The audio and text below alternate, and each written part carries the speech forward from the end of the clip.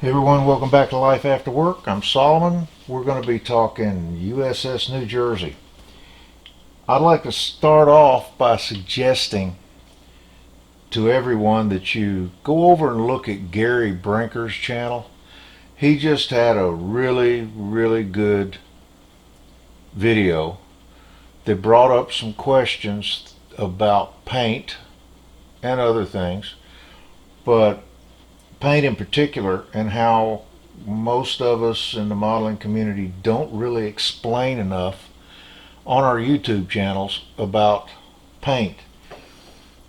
I thought I would follow up to what Gary said based on my experiences with the New Jersey. And a lot of that has to do with the instructions. Now I know everybody, you start modeling, you get the instructions, and a lot of models this works just fine, don't get me wrong, but it's usually the smaller, less complicated ones.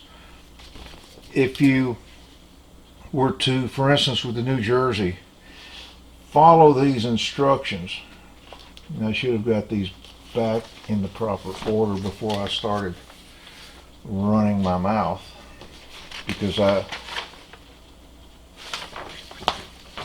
have taken them apart a couple of times. But let me give you a for instance. They may give you step-by-step instructions on how to put the model together. You can follow those instructions perfectly, just exactly the way they're laid out. And when you're finished, you'll have a complete unpainted model, because they'll tell you what colors to use, but they won't tell you when to paint.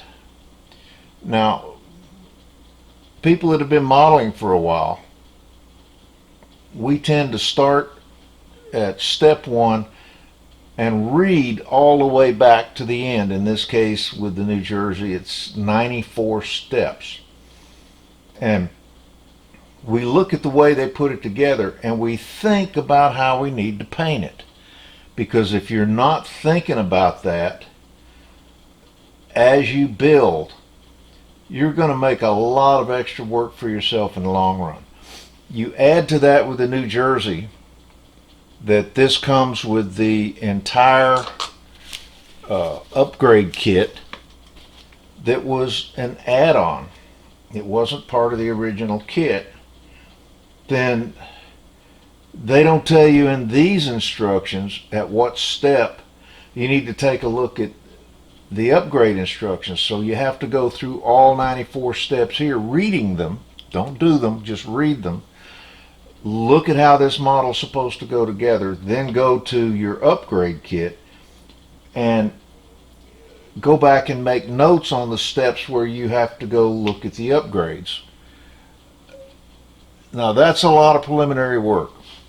Now, the whole purpose of my channel and my modeling and the processes I'm doing have been to help my brain heal from a stroke.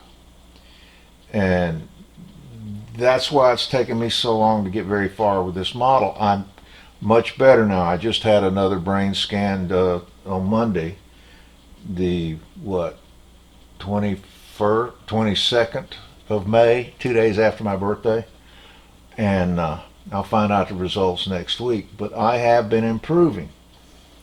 Well, as I've improved, I've gone back and looked at what I've done. Now, I haven't done much on the New Jersey recently because I have some real issues on the way they expect this model to go together. First of all, they tell you don't put the main deck on the hull until you've installed these guns. Well, if you install those guns, there's a lot of area on the deck that you can't paint very easily. So you want to think about painting the main deck before you put the guns on. But on this model, because of the upgrade kit, I also get main deck wood decking to put down. Well, that should make it a little bit easier But I have to go back now and I've got to get out those pieces of deck and put those on before I can put the guns on, because the gun's right over the top of a lot of that deck. So now I can't put the main deck on until I get these two sets of 16-inch guns on. I can't put those on until I get the wood deck on. And I can't really put the wood deck on until I do a lot of other painting on this main deck. Because even though the wood deck goes just about everywhere from here back to here, I've got to install a whole bunch of deck gear, and it starts to get very complicated on how I'm going to do that. Also, and this is where I think I've mentioned before, let me grab my pointer.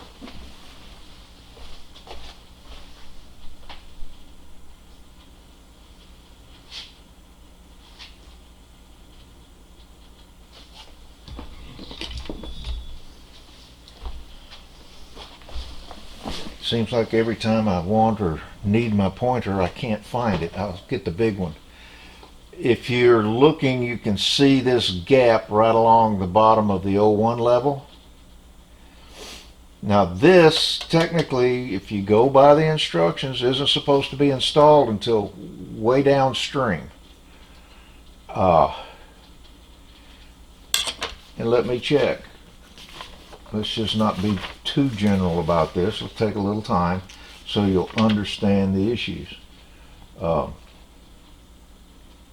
See, it's step 8 when these guns are supposed to go in. And that's just the main deck guns, here and here. Of course, a lot of the, let's see, step 2, 3, 4, 5, and 6 are actually building those guns. Well, I can't just build the guns as they are in these instructions, because I've got notes that tell me to go back over here, because I've got to make some modifications to every one of those guns and put in some upgraded brass guns just to get those in. So all that has to be done and attached to the main deck by step 8. And step 9, you actually install the deck to the ship. Well, I can't do that. It's just not going to work. And then it says go down and start working underneath on the hull. So when you look at this, you get up to step 14, and step 14 and up is building the superstructure. And it's way downstream, and let me continue to go down and check when they actually do it. It's step 52 before they actually put the superstructure down on this main deck. Well, if you're noticing that separation, that's because you've got a lot of warpage. If this is already glued down, you've already got all the detail done, you've got the wood deck on, and you set this on here and try to get the 01 level, and I'll tell you, I'll just simplify all of this. I'll take some of these substructures off and get it just to the 01 level. That's this piece here. The best way to put this on is to put this on the main deck and glue it to the main deck and clamp it before the main deck is clamped down to the ship, or is glued down to the ship. That's the only way I can see to do it, which means it pretty much has to go down now. But if I put it down now, I've got to go back and check to see if I can even get the wood, or if the wood deck will fit over all of this. And I think it will. I'm not too concerned about it. But you've got to check on those things. And once this is down, how much of the upgrade goes on this part of the superstructure? Should I put that upgrade on before I glue it to the main deck? It goes on and on. You can't just follow these instructions. Now, I'm going to add to that a problem. Imagine the hull.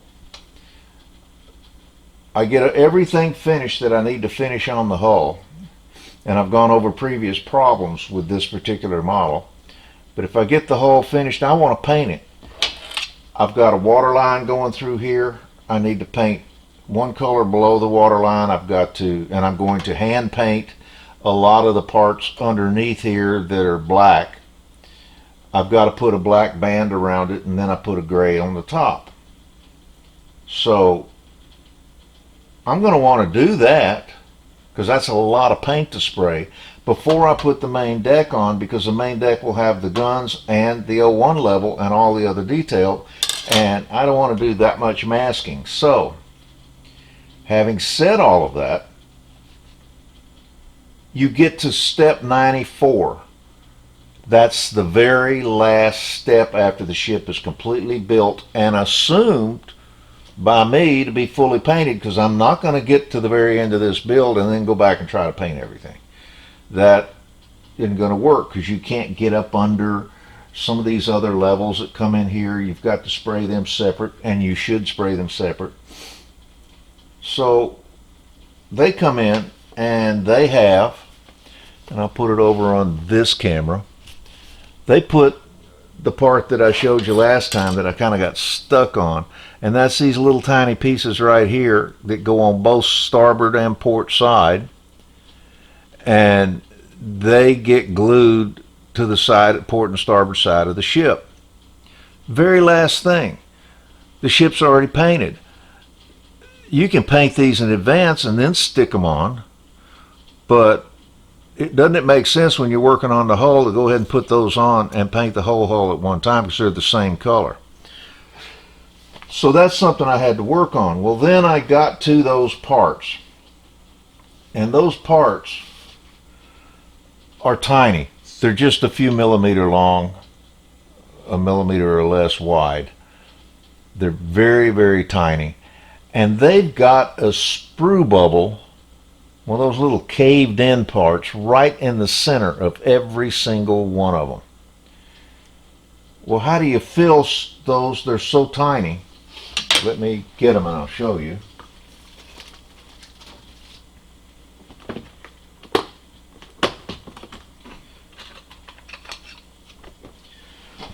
I won't get them all. I'll just get part of them. I'll have my finger here. I'll put my thumb in the picture so you can see how small they are. And the part that I'm talking about are these. Everything else on here is a sprue. Okay? And in the center of every one of these is that, and you won't ever be able to see that on the camera, but it's that tiny, right in the center is that tiny little sprue hole. Okay? And I don't even have enough light in here for you to see, so apologies for that. But at any rate, you can't fill all of those. I mean, it's stupid to fill it. Plus, there's just a lot of cleanup to do on them. So what I'm doing is I've decided to get some of the smallest half-round styrene I can get, and I'm going to make those out of styrene for a couple of reasons. One, I can't fill those little holes, and number two, they're not even shaped right on the ends, because on the ends of these should be a diagonal that's cut into them. I know how these are. I mean, I've had to paint them, clean up around them on ships in the Navy. So I'm pretty sure I'm going to do that. Just get the half-round styrene. I don't know if I can get it small enough, but I've even had to make a plan for that. I've got a combination belt disc sander. I'll get the smallest I can find, lay it on that belt sander, grind half of it off, and get it down really small. So I've got that to deal with. I'm still dealing with the fact that the details on the bow were simply not there. Now, for those of you that haven't seen all my videos, one of my subscribers, and I do apologize to that particular person because I haven't been able to find his comment, but it was his contention that this originally was a very old Tamiya model. They sold the molds to Revell, Germany. Revell, Germany reran this model, added the platinum upgrade. All right, I had mentioned in one of my previous videos about how the fit back here in the stern was absolutely atrocious and it needed to be filled. Well, if I paint this hull, I get all the wood and everything, get the painting done on the main deck, get the guns on it, get the wood on it, get the O1 level glued to it, get it all stabilized, then put it on this hull. I don't want to have to go back and putty this up and repaint the stern. But that would pretty much have to happen. So again, this becomes a very complex paint issue, not assembly.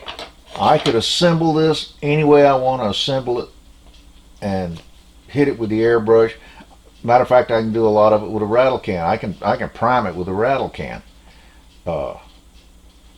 But there's just too many little little things that have to be done first that I've been trying to get straight in my mind. Well, I've got a plan now on how I'm going to do this. So obviously I'm going to stick with the direction I'm heading. Let's talk a little bit about this this brass they gave me. Let me grab a couple of things. And it's not just brass, but it is the photo etch, two different kinds. I'm going to take the photo etch and try to get a measurement here. This is 0.36 millimeter, which is a 0.024 inches. Now that's, in my mind, that's extremely thin, and it is very fragile. Unfortunately, one of the first pieces I cut out and I had laying here, I walked away. For those of you who know Sonny came in, and by the time I got in here, it was bent up pretty badly. So I'm going to probably do a video showing how I'm going to try to save, and repair and put that back together. But I have to be careful about letting him sneak out here because he likes all of this. I mean, I've had to go find parts a couple of times because I'd be in working on YouTube and my wife would let Sonny out here because he'd be bothering our other cat. Well, he'd get out here and bother my models. So we're used to getting on our hands and knees and trying to figure some of this stuff out. Okay, had a couple of interruptions, and that always, with my brain condition, when I get interrupted, my train jumps the track and it's very difficult for me to get it back on the track. So if this doesn't edit properly, my apologies. So anyway, I want to get this deck attached to this hull, clean all of these lines up, putty them up, and that's going to take a lot of putty because this is a really poor fitting model. Putty all this up, get it ready to paint, get my detail on the stern that I'm wanting to add. And you'll have to look at the other videos to see what that is. And to have this on, I've got to have these guns on. I've got to have this on. I've got to have the two guns forward on. I'm going to have the hose pipes fabricated and glued to the front of the bow of the ship. I mean, it's amazing how much I have to do in order to get ready to paint. So I was going to, just like the instructions say, just not in the same order, but I was going to totally assemble. Let me back this back out on this camera.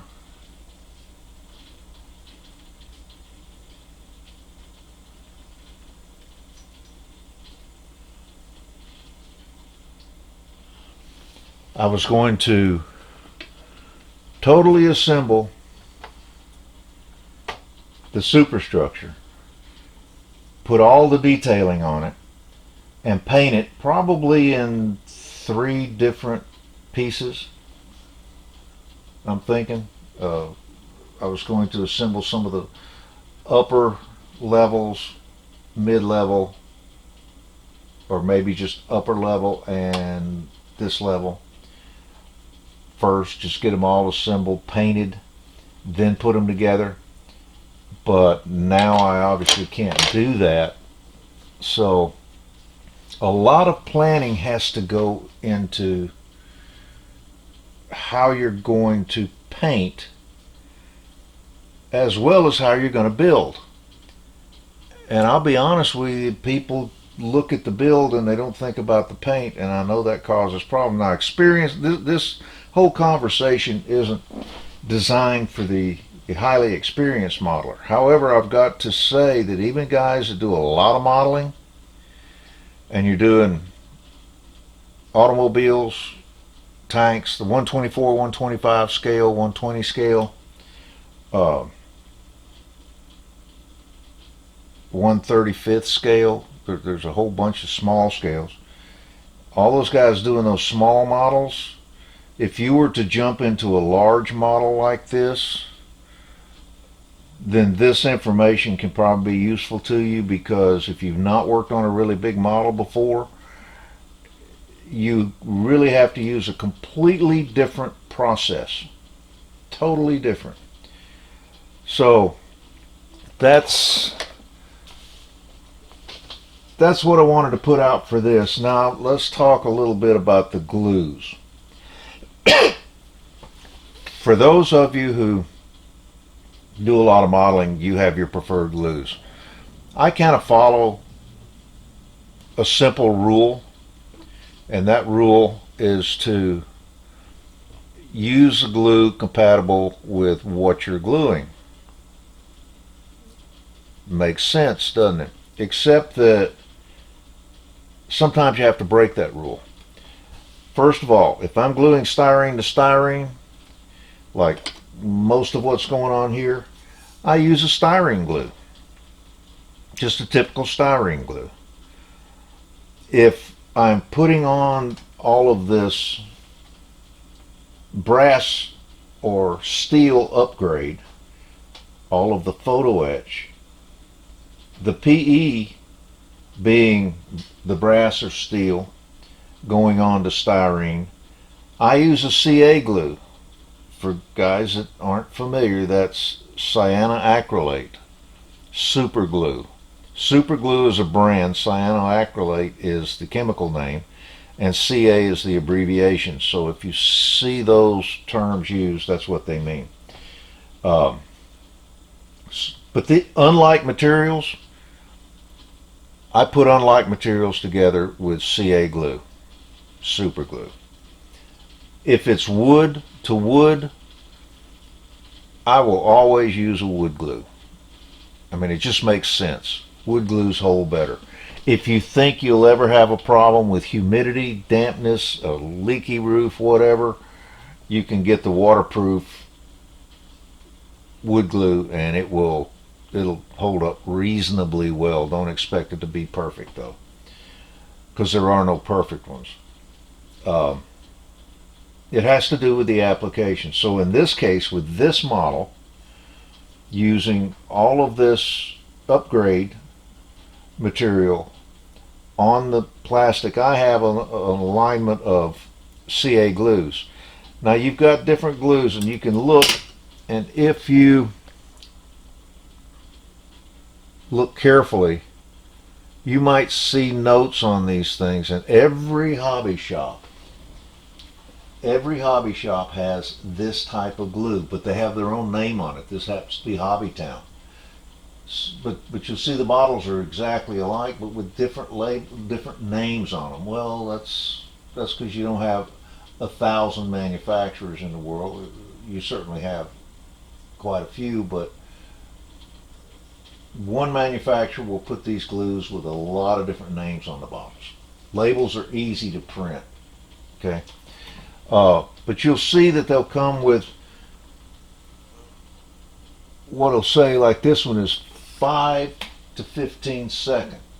Some are 1 second, some are 3 second. You can get accelerators. Now, that's good to know, that's good information, but you really need to read the rest of the label. It says gap filling medium. So if you have a gap you want to fill, this is a good glue, and I have used it, and it does fill gaps nicely. Some of the others are thinner, but all of them you can put on and hit with the accelerator, and it'll set them up instantly. So the duration doesn't mean much. I actually, on my pointer, I don't know if that's focusing or not, can't tell, but on that pointer, I glued that arrow to this stick with that gap filling super glue, and it's just fine. So you get the different super glues. For the styrene glues, I use the, to me, extra thin cement. I've got a couple of these. They're different kinds. This one seems to work the best for me, but there's several different kinds. But you need a thin one, you need a thick one, you need a medium. I mean, you don't have to stick with one glue. For instance, I've also got this testers, and I'll use this. It's got a nice little thin applicator, you know. It works well. And I'll use this for a lot of my styrene. And then for the putty, I've got a couple of different putties. I've got Perfect Plastic putty. And Perfect Plastic works extremely well. Let me...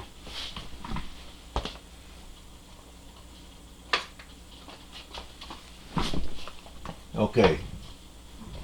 That's Perfect Plastic putty. It's made by Deluxe Materials. You can get it off the internet. I actually got this at my local hobby shop,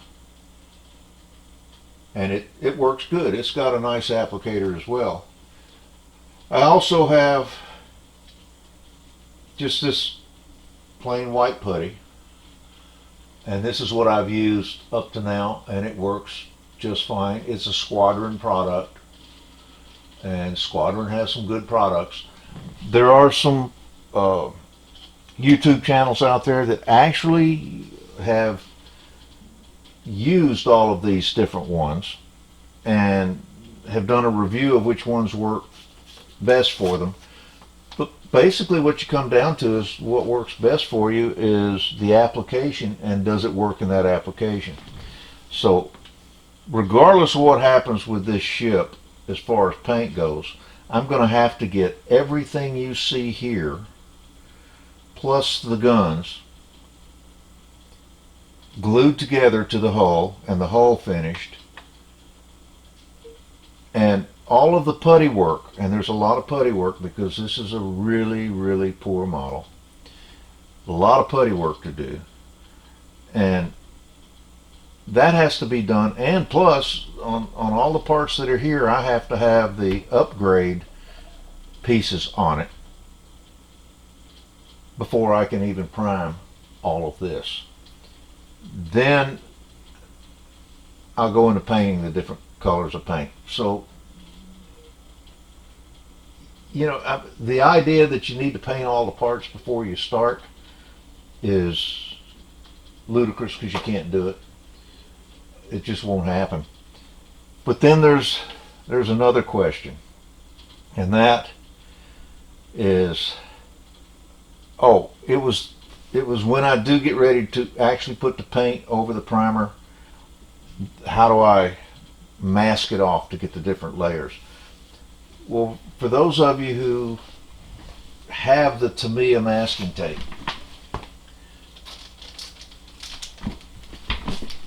the Tamiya masking tape, this is a no-brainer.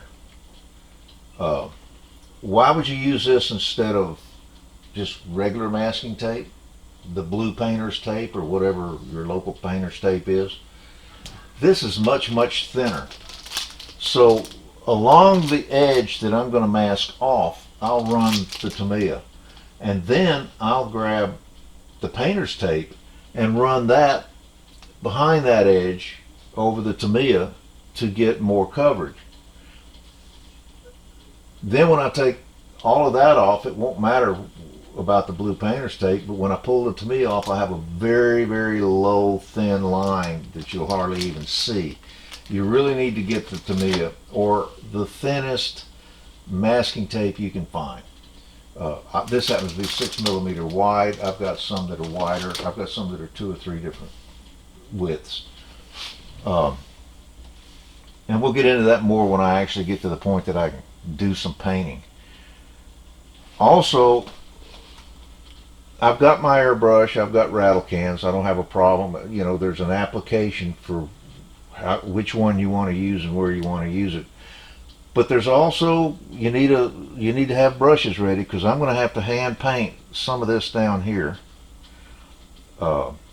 Primarily the shafts, the actual blades and everything on the screws. I'm going to hand paint a different color, but all the rest of this has to be hand painted. There's a lot you have to think about, and you've got to think about it in advance. Could I have left these off? Well, I've had to do so much fitting because of the poor quality of the model that if anything had been painted, I'd have really had a problem. So I made the conscious decision to go ahead and put those on, and I will very carefully hand paint them later. It's not going to be easy. It'll be tedious. But these screws and the shafts have to be done by hand. So anyway, I wanted to go ahead and put this video out and let you know what's been holding me up. I've got a plan for everything now. I'm hitting this main deck hard. I'm going to start putting a lot of the detail on it, and it'll be the styrene detail, and there's still a lot of the PE, the photo etch, that I've got to add to it. So my point of this is, go watch Gary. Gary's done a very good explanation of what the problems he's facing are, and he's very articulate in what he presents, and he's got the same issues I have, and most modelers have, with instructions for these bigger, more complicated models. And to his point, think of the engineering. Now, the process, as I understand it, is you'll have master modelers, professional modelers, that'll take drawings and they'll do a detail by the engineered drawings of the original vessel or whatever. They'll do a model. That model will then go in and be analyzed, reviewed, and broken down into what molds are going to be made to produce what parts. And all of the detail that's on those models by the professional modelers will simply become molded in. They'll have guys that sit there and make up the patterns and mold in stuff that the professional modeler might not have molded in. When they get it broken down to what sprues, what parts, etc., they'll start building the sprue molds, and they're made out of steel. Well, not all of them. There's some other products now. There's about three or four different materials they use, and they don't always pay very close attention to what's on each sprue. Meaning, if you get to step 34, you may have a sprue that's not step 34, 35, and 36. It might be step 2, step 16, and step 30 parts on that sprue. They're doing it to get as few sprues and as efficient an injection as they can get. So that whole process of breaking it down, deciding how to put it together, is very complex. It takes a lot of really expert professionals. Then actually making those injection molds is another craft, another entire technology. They inject the parts, and they've got a whole process for getting them in the kits and the boxes. Okay, why did I go through that diatribe? I didn't mention anything about instructions. I don't know at what point they sit down and write the instructions, but they have somebody sit down and write the instructions, and the instructions seem like they were written by somebody in another country that hadn't even seen the model yet. They never follow the quality that you think that they're using to build the model. So it's an afterthought, as Gary said. It's an afterthought. It seems like it's an afterthought. Well, it really is. To them, it is an afterthought. They probably have all the rest of this work done or close to being done before they actually they probably do, because they probably inject a model, pull all the pieces together, and let somebody build it from the model parts. This is after all the rest of that work is done, and take notes and write down what they're doing as they're doing it. And if they get to the end and say, oops, I forgot that part, that becomes the next step. They don't go back and correct anything in front of it. I mean, that's just the way it looks. You can almost feel that process when you go through the instructions. So anyway, just know that the more complex the model, the more complicated, the more likely you're going to have to modify the approach you take on how you put it together. The older it is, the more you're going to have to do. And when I say older, I mean if you have a model that was made in the 50s, 60s, 70s, 80s, they're already old. The processes have improved so much that new models are far, far superior. And you may get a reboxed old model with new box art. There's all kinds of variables in there. Well, if you've been modeling for very long, you know and understand all those things. I'm just wanting to make sure that that you understand there is a process you're going to have to go through, and you're probably going to have to figure it out yourself. At least that's my opinion. So I'm going to go ahead and post this, get it out there, because I promised one on the New Jersey, and it'll give you an idea of what I'll be doing for the next few months. I am keen on getting this model done well as I can get it. It's extremely important to me to finish it. I'll have a video coming up, maybe this week, probably next week, showing you why I'm keen on finishing this, and we'll go from there. So anyway, thank you for joining me here at Life After Work. I hope I didn't bore you too much. This may end up being a little bit lengthy, but uh, and I obviously talked way too much, but I'll try to edit some of it. Anyway, thank you again. Bye.